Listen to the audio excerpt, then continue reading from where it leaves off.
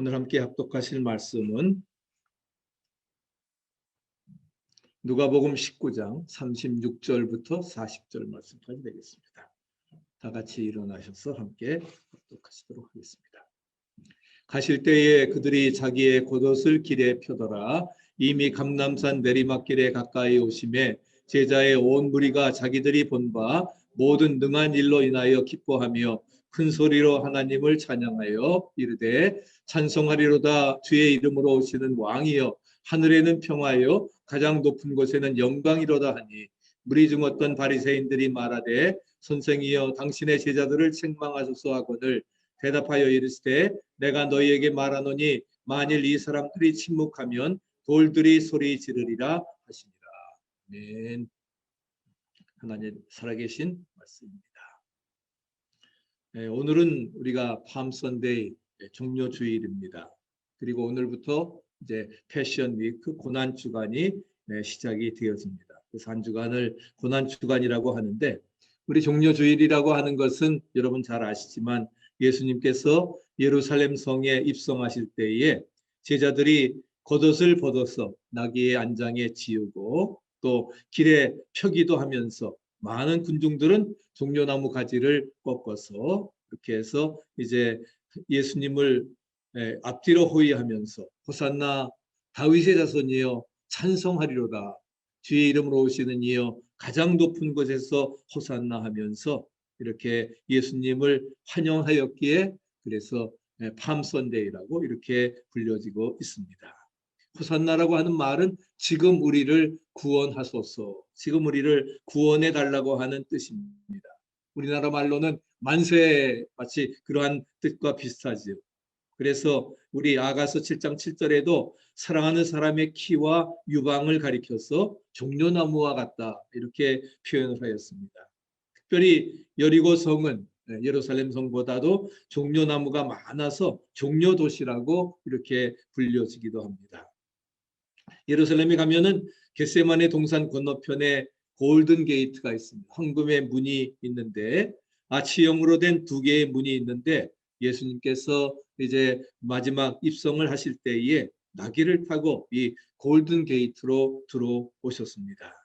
그래서 오늘 예수님께서 나귀를 타시고 이제 예루살렘에 오실 때에 수천 명의 군중들이 종려나무 가지를 흔들며 호산나를 부르면서 예수님을 환영하던 그 예루살렘의 모습을 생각하면서 오늘 찬양팀 부른 것처럼 정말 그 2000년 전의 감격을 오늘 우리가 함께 체험을 하면서 오늘도 우리들의 그런 종려주의를 맞이해서 우리가 주님을 우리 마음속에 영접하고 또 주님과 함께 동행하는 축복의 시간 되시기를 축복합니다.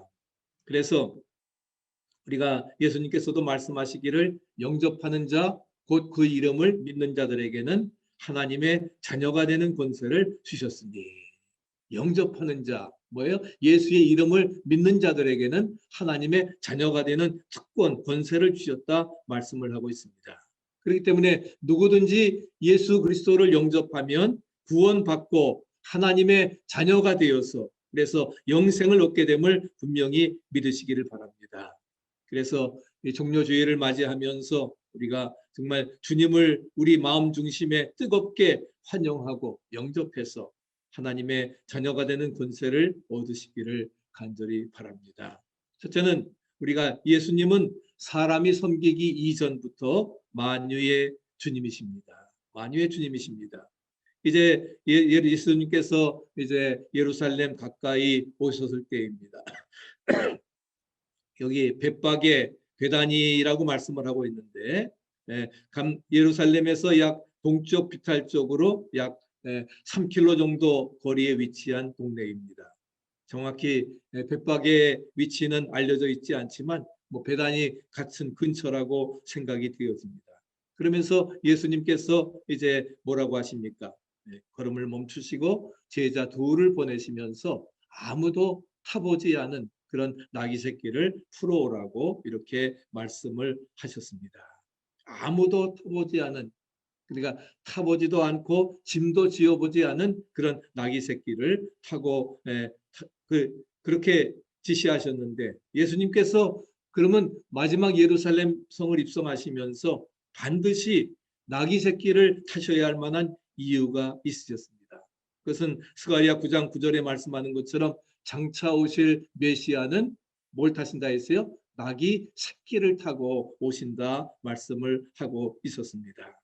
보통 왕들은, 개선 장군들은 백마를 타고 위풍당당하게 백성들 앞에 등장하고 또 사람들은 환호하고 저들을 환영하지만 메시아는 나귀 새끼를 타신, 백마가 아닌, 흰 백마가 아닌 나귀 새끼를 타시는 겸손의 왕으로 도래하실 것을 스가랴는 예언을 하였고, 예수님은 그 예언을 그대로 성취시켜 주심으로 말미암아 당신이 바로 그렇게 오시리라고 예언을 하였던 메시아라고 하는 사실을 명백히 자정하면서 선포하셨던 것을 찾아볼 수가 있습니다.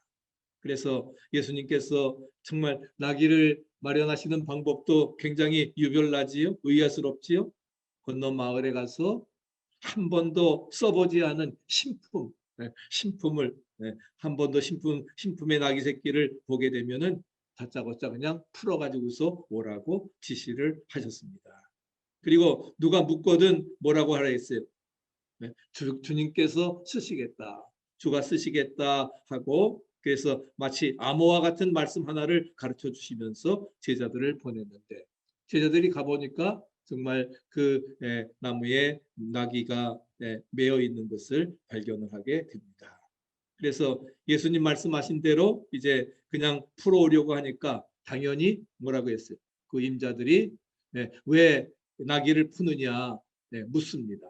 그랬을 때에 주님이 말씀하신 대로 주님께서, 주가 쓰시겠다 이렇게 말하니까 저들이 허락을 해서 이제 끌어올 수가 있었던 것입니다. 그 나귀의 임자들은 예수님을 알고 있음에 틀림없습니다. 임자들이라 했어요. 나귀 새끼인데 임자 한 사람이 아니라 임자들이라고 복수로 된 것은 나귀 새끼 한 마리를 여러 사람이 공유하고 있었다고 하는 것입니다. 그러면 다른 말로 말하면 뭐예요? 그 자기 나귀 새끼 한 마리조차도 자기가 공유하지 못했다고 하면은 그것은 뭐예요? 필경 가난한 사람이라는 거예요. 가난한 사람이 여럿이 나귀 한 마리, 그것도 새끼 한 마리 겨우 공유해서 가지고 있었던 것을, 그런데 그것을 예수님께서 끌어오라고 말씀을 하고 있습니다. 그들은 무슨 용도인지 모르지만은 예수님께서 쓰실 일이 있다고 하는 그 말씀만 듣고서도 기꺼이 자기들의 그러한 그 나귀를 예수님께 제공해 드렸습니다. 이 말씀에서 우리는 두 가지를 생각해 볼 수가 있습니다. 첫째는 나귀 주인의 믿음입니다. 네 복음서에 이 기록은 다 기록되어져 있는 중요한 말씀인데, 어디를 봐도 나귀 주인은 예수님의 그 제자들이 와서 나귀를 끌고 갈 때에 한마디 의도 제기하지 않았다고 하는 것을 말합니다. 주님이 쓰시겠다고 하니까 아무런 말도 없이 그대로 내어 드렸던 것입니다. 그 말 한마디에 순순하게 나귀를 주었습니다. 성도 여러분, 주님께서 쓰시겠다고 하는데 뭐 아까울 게 있습니까? 아닙니까? 예? 주님이 쓰시겠다고 하는데, 주인께서 쓰시겠다고 하는데 뭐 아까울 게 뭐가 있어요? 예? 가장 중요한 것이라 할지라도 우리가 드려야 될 줄로 믿습니다. 예? 주님이 필요하셨는데 무엇을 아까워하겠어요? 그래서 나귀 주인과 같이 정말 주님을 위해서라고 하면은 내가 가진 어떤 것이라 할지라도 아깝지 않고, 심지어는 뭐예요? 내 생명까지라도 바치겠습니다. 할렐루야. 우리가 그런 마음의 자세를 우리가 특별히 이번 주간에 가질 수 있게 되기를 바랍니다. 그다음 두 번째로는 주님이 쓰시게 하기 위해서는 매인 것을 풀어야 됩니다. 매인 것을 풀어야 됩니다. 말씀대로 이제 마을로 가니까 나귀가 매어 있는 것을 발견하고, 그 나귀를 사용하려고 하면 뭐예요? 나귀를 풀어야 되지요. 그러면 나귀를 풀 사람이 누구일까? 나귀를 풀 사람이 누구일까? 한번 여러분 따라해 보시기 바랍니다. 우리 옆에 분들 우리 하면서 너 말고 나다. 한번 해보세요. 너 말고 나다. 나귀를 풀 사람이 누구라고요? 네, 네가 풀어라. 다른 사람에게 책임을 전가하는 게 아니라 너 말고 나라고. 내가 나귀를 풀어야 된다는 것입니다. 교회에서도 성도와 성도들, 또 성도와 목사 사이에 매여 있는 것들이 있습니다. 이것들을 우리가 풀어야 됩니다. 그런데 상대방이 먼저 풀기를 말하는 것보다는 뭐예요? 내가 먼저, 내가 먼저 풀어야 되리라 믿습니다. 그래서 오늘날 매여 있는 나귀를 풀 사람이 필요합니다. 그래야 주님이 타실 수가 있는 거니까. 우리가 나귀를 풀 수 있는, 나귀를 푸는 귀한 일꾼들 되시기를 축복합니다. 그래서 우리에게 매여 있는 것들을 풀어야 주님께서 쓰실 수가 있는 것입니다. 나귀뿐만 아니라 사탄에게 매여 있는 우리 마음도 풀어야 되고, 그래서 인색한, 우리가 하나님 앞에 얼마나 인색했습니까? 이 모든 것 다 풀고 인색한 마음 다 풀어야 되리라 믿습니다. 그래서 주님께서 쓰시겠다 했으니 그대로 내어줬으니까 정말 이 나귀 주인들은 실제로 모범적인 봉사고 충성스러운 마음의 본복이었음을 찾아볼 수가 있습니다. 그렇지만 우리는 이 나귀 새끼의 그러한 그 임자들보다도 이런 일을 이런 방식으로 이끌어 가시는 그러한 그 예수님께 우리가 초점을 맞추고서 오늘 이 사건을 바라보시기를 바랍니다. 그래서 우리 이제까지 기적을 얘기하면서 주인공은 누구라 했어요? 주인공은 예수님이십니다. 네? 죽은 나인성의 과부의 아들도 아니고 매인도 아니고 어느 누구도 아닙니다. 주인공은 예수님이십니다. 아멘. 그 주인공이신 예수님께 문제를 가지고 나와서 아뢰고 그 다음에 주님이 말씀하신 대로 그대로 순종할 때에 불가능을 가능케 하는 기적의 역사가 이루어지리라 믿습니다. 마찬가지예요. 오늘 사건도 정말 예수님께 초점을 맞추고 우리가 이 사건을 봐야 되리라 믿습니다. 예수님은 남의 새끼를 그냥 풀어오라고 지시하시면서 주가 쓰시겠다고 하라 그 말씀을 해주셨습니다. 예수님께서는 문자 그대로 뭐예요? 주인이십니다. 만유의 주인이십니다. 만물의 소유자이신 정말 인카네이션 하신 성육신 하신 성자 하나님이심을 믿으시기 바랍니다. 그러니 보통 사람의 눈에는 그저 남의 그 가난한 사람의 그 나귀 새끼를 억지로 빼앗아 쓰시는 것처럼 보였을지 모르지만 실상은 뭐예요? 나귀 새끼의 주인도 누구시라고요? 주님이십니다. 믿으십니까? 네. 나귀 새끼의 진짜 주인도 주님이시라는 거예요. 그래서 모든 것 예수님께서는 바로 뭐예요? 같이 한번 읽어보십시다. 예수님께서는 모든 것의 주인이 되신다. 할렐루야. 그렇기 때문에 주님이 쓰시겠다고 하니까 자연스럽게 나귀 임자들이 받아들이고 당연한 듯이 순종을 했던 것입니다. 당연히 순종을 한 거예요. 왜? 주인의 것이니까. 주인의 것이니까. 내 것 아니고 뭐예요? 나에게 맡겨주신 주인의 것이니까. 주인이 신탁해 주신 것이니까. 그분이 쓰시겠다고 하니까 뭐예요? 당연히 돌려드리는 겁니다. 예수님은 모든 것의 주인, 주가 되심을 믿으시기 바랍니다. 그래서 세상에서 자신을 가리켜서 스스로 나는 만유의 소유주다. 모든 사람의 생명주라고 이렇게 말한 사람은 예수님 오직 한 분밖에 없습니다. 왜? 그분이 창조주시고 또한 만유의 주인이시기 때문입니다. 이것은 오직 하나님만이 예수 그리스도만이 가질 수 있는 자격이고 속성이라고 하는 사실입니다. 독선이라고 해도 어쩔 수 없어요. 왜? 그분이 정말 창조주시고 섭리자시며 온 소유주시기 때문에 그렇기 때문에 참신이신 하나님만이 당당하게 선언할 수 있었음을 말씀해주고 있습니다.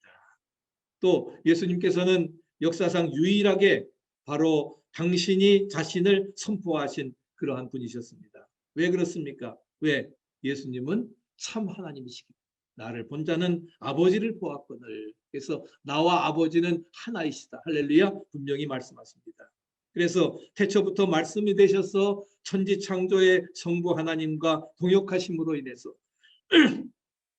만유의 주가 되신 유일하신 주님이심을 믿고 고백하는 성도들 되시기를 축복합니다.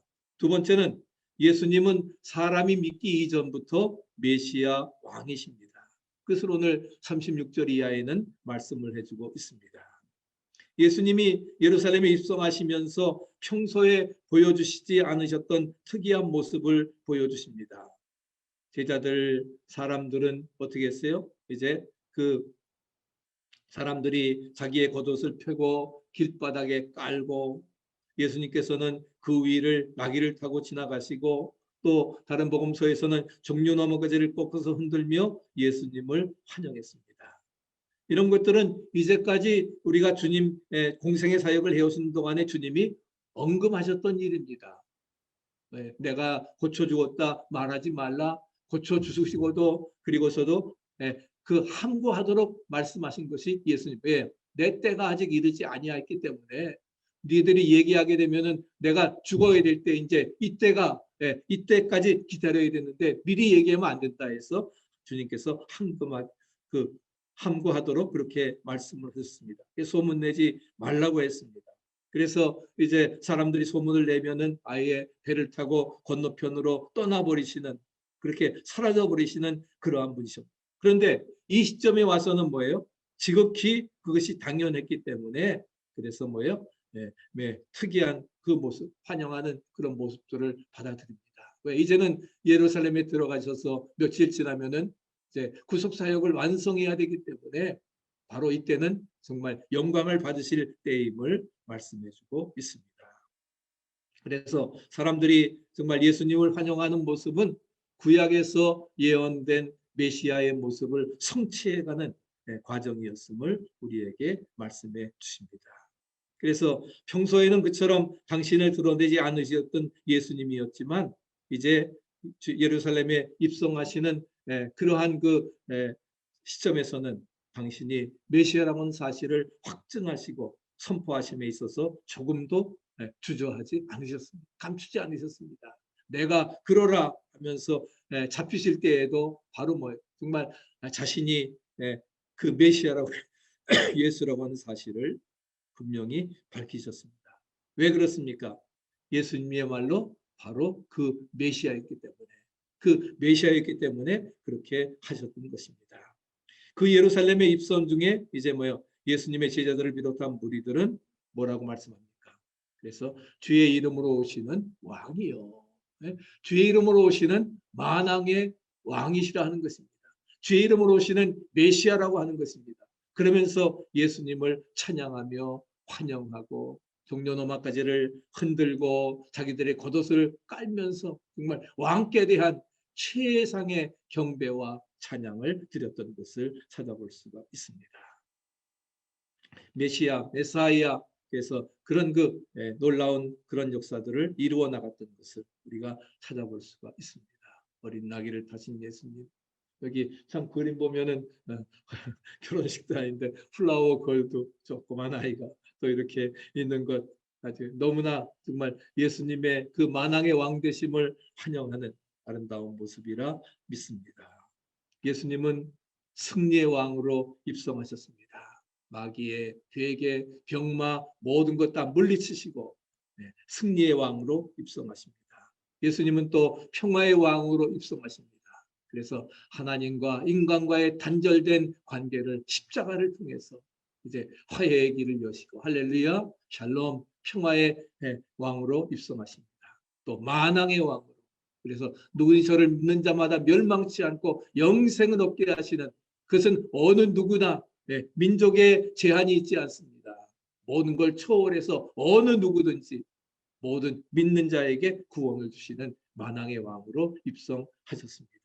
그래서 메시아라고 하는 말은 하나님께서 보내셔서 백성을 구원하실 왕이라고 하는 그러한 의미입니다. 그래서 그 주의 이름으로 오신다고 하는 말은 하나님께서 파송하신 대리자로 오신 정말 메시아 평화의 왕, 만왕의 왕이시라 분명히 말씀을 하고 있습니다. 그런데 그렇게 하니까 유대인들, 바리새인들은 굉장히 아주 얼굴을 찌푸리면서 이미 그 전부터 예수님을 죽이기로 작정을 했지요. 그래서 못마땅했습니다. 그래가지고 뭐라고 했어요? 예수님께 선생이여 당신의 제자들을 책망하소서. 왜 저렇게 쓸데 떠들고 있는데 그걸 가만 놔둡니까? 책망하라고 이렇게 얘기하면서 그렇지 않아도 못마땅한데 수천 군중들이 저렇게 환호하면서 예수님이 왕이라고 평화의 왕이시라고 만왕의 왕이시라고 그래서 하나님께서 보내신 구원의 대리자라고 이렇게 환영을 했을 때에 제자들을 책망하라고 말씀을 했습니다. 그랬을 때에 예수님께서는 뭐라고 했습니까? 만일 이 사람들이 잠잠하면 돌들이 소리 지르리라. 만약에 이제는 이제까지 함구를 명하셨지만 지금은 바로 이때는 뭐예요? 메시아를 외쳐야 될 때고 영광을 받으셔야 될 때고, 만약에 이 사람들이 소리 지르지 않는다고 잠잠한다고 하면은 하나님께서는 돌들을 통해서도 소리 지르도록 역사하시리라 말씀을 하십니다. 그러면서 저들의 말을 일축해 버리십니다. 예수님을 가리켜서 주의 이름으로 오시는 왕이라고 외치면 이 사람들의 입을 막아버린다고 하면은 돌들이 나서서 선포할 것이라 말씀을 하고 있습니다. 왜? 그만큼 그 사실은 진리였기 때문에. 믿습니까? 진리였기 때문에. 그래서 그 예수님께서 바로 구약에서 예언된 메시아시고 구원의 왕이시라고 하는 그 사실은 어느 누구도 부인할 수 없는, 그 어느 누구도 감추어둘 수 없는, 그래서 사람들이 입을 다문다고 하면은 돌들이 소리 질러서까지라도 사용하셔서 선포하지 않으실 수 없는 진리의 말씀이라. 할렐루야. 너희가 진리를 알지니 진리가 너희를 자유케 하리라. 분명히 우리에게 약속해 주고 있습니다. 이처럼 예수님은 스스로 메시아 왕, 즉 구원의 주권자 되신 분이셨음을 말씀을 해주고 있습니다. 그래서 우리는 정말 예수님께서는 여전히 참 메시아시고 왕 중에 왕이시라고 하는 사실 결코 아무런 변함이 없을 것입니다. 그러므로 바로 이 마지막 때 우리 선거했지만 정말 예수님께서 여리고를 통과하실 때에 디메오의 아들 바디메오가 이제 마지막으로 눈을 뜨지 않습니까? 예루살렘 가시기 전에. 그때 뭐예요? 정말 시끄럽다고 사람들은 말하고 다음번에 만나지 그랬으면은 결코 그는 뭐예요? 다시 예수님 만나지도 못하고 눈도 뜨지 못했을 것입니다. 그러나 그 기회를 마지막 기회, 삭개오도 마찬가지예요. 그때 예수님 못 만났으면은 영원히 만나지 못하고 구원받지 못했을 것입니다. 내 믿음이 너를 구원하였느니라. 이 사람도 아브라함의 자손이라. 오늘날 이 집에 구원이 이르렀다. 할렐루야. 주님께서 분명히 약속해 주고 있습니다. 그래서 예수님은 유일한 구세주가 되십니다. 왕 중에 왕이심을 믿고 고백하면서 우리도 이제 이 놀라운 소식을 외치고 전파해야 되리라 믿습니다. 지난번에 우리 그 성령 강리줄 때인가요? 미국 교회 가서 같이 우리 너는 남사모님 뭐예요? 제목 뭐죠? 너는 크게 외쳐라. 주님이 구세주이심을, 메시아이심을 만방에 우리가 널리 외치고 전파하라는 것입니다. 믿습니까? 그래서 예수님은 유일하신 구세주이시며 My Savior, 구세주이시며 왕 중에 왕이시다. King of King, 왕 중에 왕이 되시는 그러한 그 주님이심을 믿고 그분을 고백하고 세상을 향해서 나사렛 예수의 이름으로 병마의 세력, 사탄의 세력, 악기의 모든 세력 다 물리쳐 나가시기를 축복합니다. 그럴 때에 우리에게 기적의 역사가 이루어질 것입니다. 이번에 우리 작정하고 참여하신 분들에게는 그런 함께 열심히 마지막 우리 주님의 고난에 함께 동참하고 내 몫의 입자가 지고 주와 함께 죽고 할렐루야 주와 함께 부활하는 또 우리의 모든 문제가 해결되어지는 기적의 역사 이루어지기를 축복합니다. 그런 마음을 가지고 이루어 나가요. 인본주의 종교는 사람 자신이 생각해내거나 만들어낸 신을 스스로 섬깁니다. 그렇지만 신본주의는 뭐예요? 스스로 살아계신 하나님으로부터 출발하는 거예요. I am that I am. I am who I am. 당신의 이름이 누구십니까? 나는 스스로 존재하는 자다. 할렐루야. 스스로 존재하는 바로 그것이 신본주의로 출발이 되어지는 것입니다. 그래서 예수님은 바로 이것을 보여주시기 위해서 이제 그는 근본 하나님의 본체셨지만 동등됨을 취할 것으로 여기지 아니하시고 종의 형체를 가져 이 세상에 화육하신 성육신하신 인카네이션하신 그러한 화육하신 하나님이심을 말씀해주고 있습니다. 그리고는 마지막에 십자가를 치심으로 하나님이 원하시는 구속사역을 I'm finished 다 이루어 나가시는 축복의 역사 이루어 나가게 하시는 것입니다. 예수님께서는 다른 사람이 인정해서가 아니라 스스로 주인이시고 주인이시며 왕이 되심을 선언하셨던 분이십니다. 왜? 이제는 그 때가 되었고 자신이 바로 그 메시아이기 때문에 그것을 선언하십니다. 얼마나 놀라운 하나님의 자기 선포고 위대한 성자의 자정임을 우리는 알 수가 있습니다. 그럼에도 불구하고 이런 당신을 끝까지 알지 못하고 영접하는 자들을 위해서 주님께서는 눈물을 흘리십니다. 그래서 그 벳바게로 이제께서 그 감람산을 올라가시면서 예루살렘을 향해서 눈물을 흘리시죠. 예루살렘아, 예루살렘아, 정말 내가 평화의 소식을 알았다고 하면 우리가 그러면서 정말 예수님께서 눈물을 흘리고 우셨던 것을 기억할 수가 있습니다. 그리고 함께 오는 여인들을 향해서 예루살렘의 딸들아 나를 위해 울지 말고 너희 자녀를 위해서 울라고 말씀하시면서 정말 저들이 끝까지 당신을 알지 못하고 영접하지 않는 자들을 향해서 눈물을 흘리시는 정말 예수님이십니다. 우리도 정말 그 주님의 눈물에 함께 동참할 수 있어야 될 것입니다. 우리 영혼 구원을 위해서 정말 가족 구원을 위해서 우리 이 세계의 구원을 완성시켜 나가기 위해서 우리가 해야 될 일이 바로 눈물의 기도임을 기억해야 될 것입니다. 예수님께서는 초림 때에는 정말 우리를 위해서 눈물 흘려주시고 그 다음에 정말 태어날 곳도 없어서 마국간에 말밥통을 구유로 해서 이렇게 겸비하게 정말 머리 둘 것 없이 사셨습니다. 그리고는 죽기까지 복종하셨습니다. 이것이 바로 초림의 주님의 겸손하신 그러한 모습입니다. 바로 오늘날의 바로 이러한 놀랍고도 위대한 그런 모습. 그러나 주님이 재림하실 때에는 그런 모습이 아닙니다. 그와는 달리 이제 정말 영광의 나팔 소리와 들리고 천사들과 함께 정말 이제 재림하시는 역사가 이루어지고 그 재림의 때는 정말 찬란한 영광의 옷을 입으시고 우리에게 오실 것입니다.